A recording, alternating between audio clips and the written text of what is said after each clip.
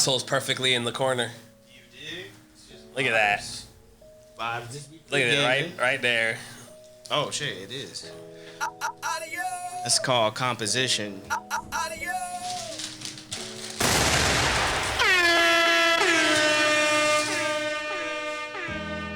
Some fries in there. Fucking pollution. Yeah. We sitting here, we eating here. What's your best freestyle? I don't freestyle. I'm a songwriter. Hey. Oh, this is fire. Even cold. Or I haven't ate fast food in so long that these chicken wings are fire.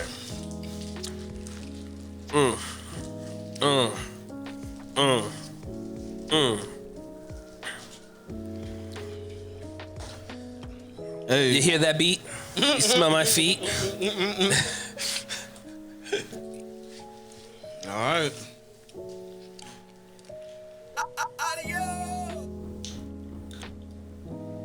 Red Solo Talk. Yes, sir. Okay. Red Solo Talk. It's getting groovy. Red Solo Talk. Hey, Red it's getting groovy. Solo Talk. All right. Damn, you sneaky. Keeping all this shit. It's gonna hear one of them claps. That's what she said. Hey, what's up, everybody? This is Red Solo Talk, and this is episode 1, 2, 3, 4, 5, 6, 7, 8, 9. We don't know. However, if you haven't noticed, your boy is slimming up, so I'll make sure to put it in a sequence where you can watch my transition. I am your host, Audio Jones, with my big homie. You the big homie because he's taller than me, but I'm older. I'm also wider. We make a perfect 10, and the zero that completes the 1 You is dig? Caesar El Fuerte. You dig? And we here today. Shit, I was about to say. Thank God. A little preview to what we're going to be getting into. Yeah, so we appreciate y'all for chiming in with us. Red Solo Talk, we back at it again. I'm not even gonna lie, this show, we gonna wing it, guys. We got one main question, and the rest is a toss-up. But before we get into that, we're gonna introduce the alcohol or the liquor or the spirit. Is vodka a spirit? I believe so, yes. Because this is called Red Solo Talk, so we got Red Solo cups, so we got to put something in it. Oh, that was right on time. That was legit. So what do you have in store for me? So what we got today, buddy, is Victor George vodka. Victor George vodka, 6 times distilled. I'm actually working with this client, so Victor George vodka, if y'all would like to sponsor Red Solo Talk, holla at your boy. They're based out of Fort Lauderdale. They have the biggest black-owned distillery, and I think they're based out of Fort Lauderdale. And it's a vodka. So they're the biggest. They're not the only one then, right? No, they're not. Okay. The only one. That'd be a fun little trick. There are other black-owned distilleries. Surprisingly, there's a lot of them. There's another company down here named Dukes and Danes. And there's another company, the name escapes me. So and this is the special edition VIP. Special edition VIP. We're gonna go ahead, test it out, let y'all know, where you can go and grab some, and then, and give you our honest opinion, aka we love it. That's a good thing about this not being sponsored, because I get to tell the truth. He's gonna tell the truth. And I'm gonna give my truth. With a wink. With a wink. And you mentioned slimming down, being on keto, so that's why we're going to, after we taste it, so it gets a fair taste with no biases. Then we're gonna chase it with some club soda and a little splash of lime. You did. And that completes the Red Solo drink for today's Red Solo Talk. Because we gonna keep it consistent. Keto is life. Well, for me at least. But you never know. We'll switch it up: whiskeys, beer, cocktail. Oh yeah, anything. I think I mentioned it in the last show that alcohol doesn't take you out of ketosis. It just slows down the process because now you're liver or your body has to process the alcohol before it gets to processing all the other shit. All right, my brother. All right. Damn, this cup is like filled to the brim with ice. I might not even need no club soda. Damn. This is the first time I drank since our last show, so I'm gonna take it light and take it easy, guys. Or this show is gonna be done in 20 minutes. So stick around for the after hours. Cheers, my brother. Eye contact. Just crazy.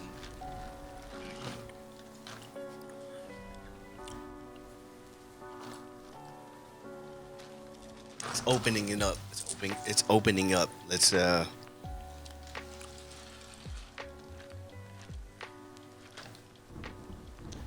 crisp, Okay. clean. Do you know the retail price for it? I don't. Oh, darn. I guess that's something I should So we usually try to learn. guess it. So we're going to do it in the housekeeping part of a future This thing. is top shelf stuff, guys. You know, this is up there, man. This is up there. I don't know, to be honest with you, but It has a sweetness that I kind of dig. I was gonna say that it really does have a sweetness, and I guess because I've been drinking vodka for so long, like some people can't drink vodka straight, but I really enjoy vodka straight on the rocks. Everyone that knows me knows that.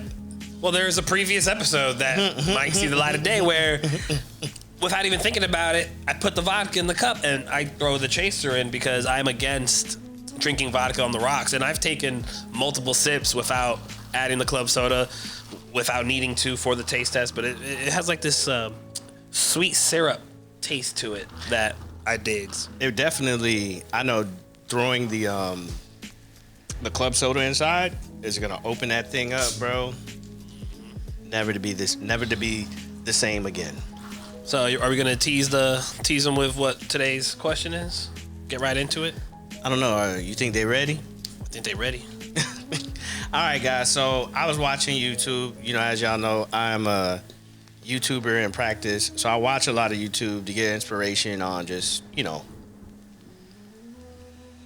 setups and shit and whatever. I'm sorry, guys. I'm making my drink. Squeezing that lime. Jesus Christ, these limes dried up. Where's the fucking juice? I got like 5 drips. This shit is fucking terrible. What'd you say? Pretty good? Oh yeah. All right. So I was watching a YouTuber, Alex O'Connor, Cosmic Skeptic, I believe it is, and it's, you know, it's not a new question. It's pretty much the question of God and whether He exists. However, my approach to this was, if there was a way that God, or the Christian God to be specific, was to be able to be proven to you, would you worship Him? Okay, so for clarification, Christian God, so you're saying if, in other words, if the Bible were proven to be the word of God? God based on the Christian Bible that we only reference we have today besides Old Testament. Well, wait, that's a great question too. Old Testament or New Testament God? So I guess Christian is New Testament, whereas Judaism is more scared as fuck of the Old Testament. So, which one do you want to use? I would say New Testament to stick with Christian God. It's a little safer. But, you know, I guess I would say, for me personally, I would worship any God if it were proven to be true. And that's the show, guys. No. Okay. I mean, you wouldn't really have a choice, right? Well, you see, I say that, but now I think about it. What if you disagree with the God? That's the question. So if, especially a Christian God, if we have free will and I find out it actually is true, this guy, supreme being, has the power to mingle with and meddle with our affairs and is letting, you know, all the atrocities that happen and all the natural disasters, all the suffering, you know, maybe I don't really want to be down with that.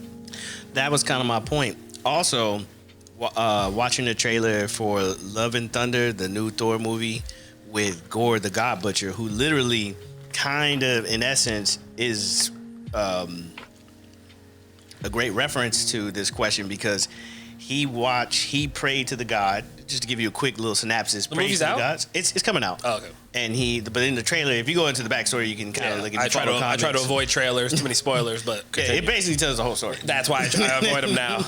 But he prayed to the God. That was their rule. They, that's what they would. That's their culture. But his family died, starved, and God never answered. And then some gods actually land on this planet. Somehow, some way, he acquires the ability to kill gods, and he goes on this rampage killing gods. Oh wow! Yeah, and so I guess you don't gotta watch the movie no more. Well, yeah, but let's be fair to Christianity though, and if we're gonna say it's true, proven true, that also means that there are certain benefits that come to worshiping Him the right way, like heaven. Well, not only heaven, but also all the other fuzzy wuzzy stuff that Christians say happens to them when they let God into their lives. I forgot what that was. Yeah, but yeah, that's a good point. What is it? But all the stuff where they feel that they have that guidance, they have. Like if I pray for something, He's gonna give it to me, or at least He's gonna help guide them in their decision making. Ignorant as I sound to Christian theology right now, I'm like legit, sincerely, like I guess because I've been disconnected from it for so long, like.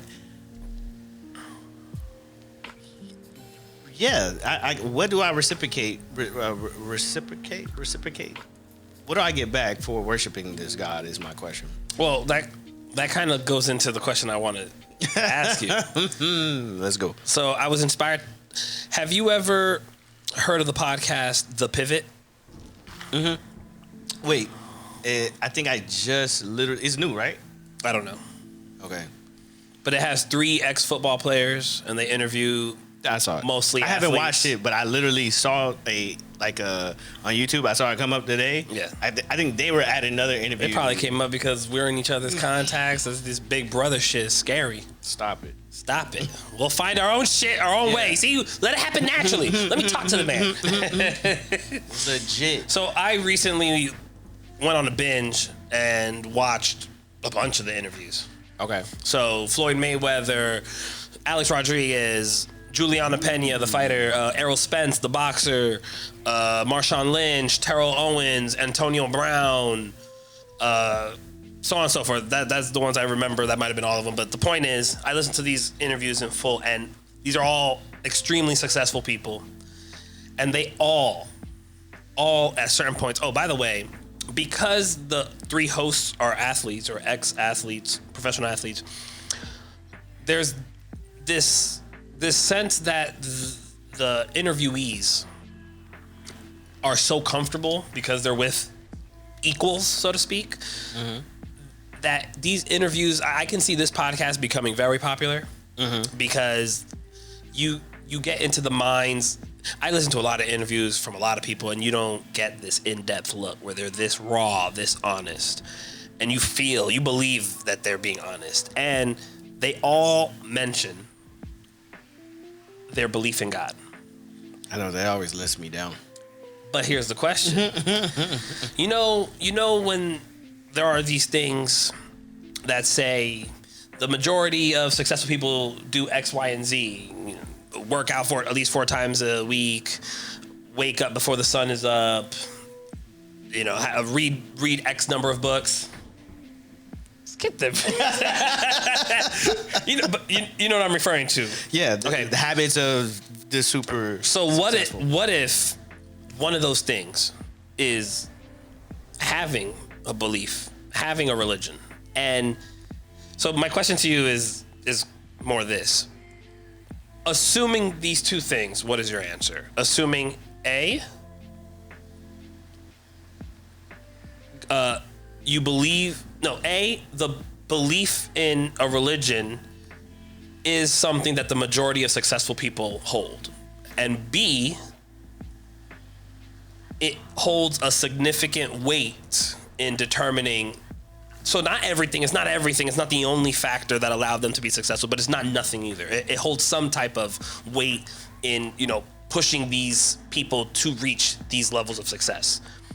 Assuming those 2 things are true, being an atheist, what would be your atheistic, I don't know if that's a word, answer to that hole, to not having what these successful people have, which is this faith, this religion? What's your answer to maintain your ability to reach your success? So basically, you have examples that we can see in life, in real life, who've reached levels of success that we all would love to aspire to, and all of them had this commonality that they all have a belief in God.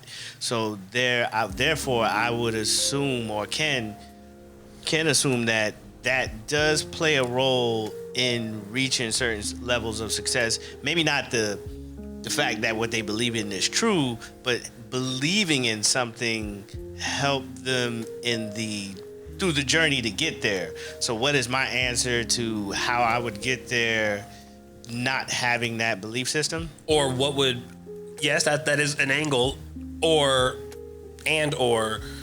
what can you put in its place to not have that deficit? Oh, so that's easy. Kanye West had this album that some people liked and some people didn't. It's kind of ironic because he went like totally right versus this album, which was totally left. It's the Yeezus album, and on this album he had a song that literally said, "I am a God." And in that song, at that time of my life, I understood that to be that I would believe in God. I would believe in myself the way other people would believe in God. So you think you are your own God. But what does that mean? Figuratively speaking. But what does it mean to be your own God? So I'm the master designer of my future, that I have control over everything that I can control. Okay. So what I imagine when I think of what practically comes from these successful people having these beliefs. So they follow certain morals, certain disciplines, certain rules, certain philosophies. So are you saying that you create your own religion that you call your, like, how would you? My religion is. How do you turn your belief that you are the master designer? How do you turn that into action? Oh, well. What rules do you go by? What do you? Okay, so, well, I guess I would talk about my principles in life, that I don't bullshit myself. So I hold myself totally, wholeheartedly accountable. If this doesn't happen or this doesn't manifest, it's because I procrastinated, I did something wrong. Nobody's going to do it for me. I have zero belief that something supernaturally will intervene in me obtaining certain goals. It's all on me. So your guiding light is that you have full control of your outcomes based in your actions. So just trying to align how your actions can get you to the outcomes you want. Absolutely. I mean, for some people, I think that it's a good mechanism for them to have that, because sometimes these dreams or these goals are so astronomical that it's only, I mean, what is it? There's only the 1% or 5%. You know, like if you're thinking about the odds of you making it to the NBA, the odds of you making it to the NFL, the odds of you being a number one platinum selling artist is not that great at all. You have to probably believe in something supernatural to fucking make you get up and do this shit for free until you get there. So I get the faith is their way to account for their luck. Yeah, and hard work. You know, like I hear people say, like, they put, God did this, and the younger me would have been like, it wasn't you shooting a ball 1,000 times in the gym. Okay, but I'm more, malmannered. It's not malmannered. I'm softer on those things nowadays. Like I don't really care. And what I'm trying to argue, I guess, is that to a certain extent they're telling the truth because their belief in God gave them the strength to shoot that basketball 1,000 times. Okay. So it's not necessarily that they're misguided. It's their truth. That's their subjective reality is that God is real. Because for me, my answer to this question, since you didn't ask, no, I'm just kidding, is, that I do have a religion. And from my point of view, I just choose to have science as my religion.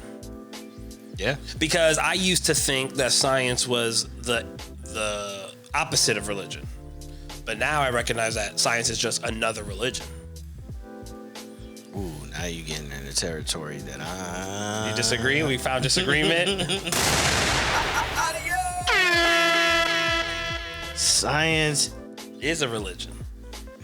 That's your perspective. Yes. Clearly, right?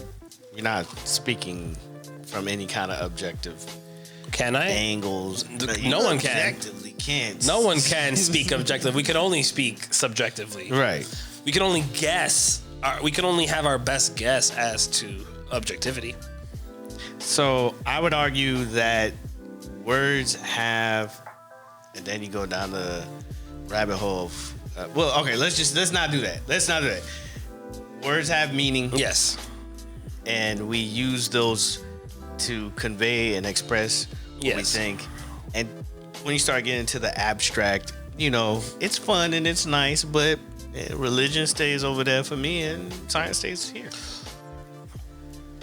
So you don't use faith when it comes to science. I guess if I was trying to prove or get to a conclusion, there's so many tools and so much data and information that's going to lead me to have some degree of confidence that this was going to be the outcome. But I don't know if I would call that faith, because when I think of faith, it's like you just believe it without any real, evidence or data. But is that fair when you have Christian believers? They feel that God spoke to them. That's evidence to them. That's anecdotal evidence, and it's all in your head. Nobody can prove it. Yeah, but I can write down a degree. So I can write down. So you're saying science is perfect? I didn't say it's perfect. So there's never been. So what do you call the scientists that were wrong? Scientists that were wrong. Scientists that were wrong. But at that moment in time, where hindsight says they're wrong, in that moment in time, it was science. It was true. It was science. That was what was thought to be true. That's what we would have put our faith into believing to be true. I wouldn't call it science. I would just say that this is one's working theory that we all had a consensus. There was a consensus to think that this was true based on the information that was available. But because science is always evolving, information is always being added to the pot. I couldn't call that science. I would just say that's one particular, that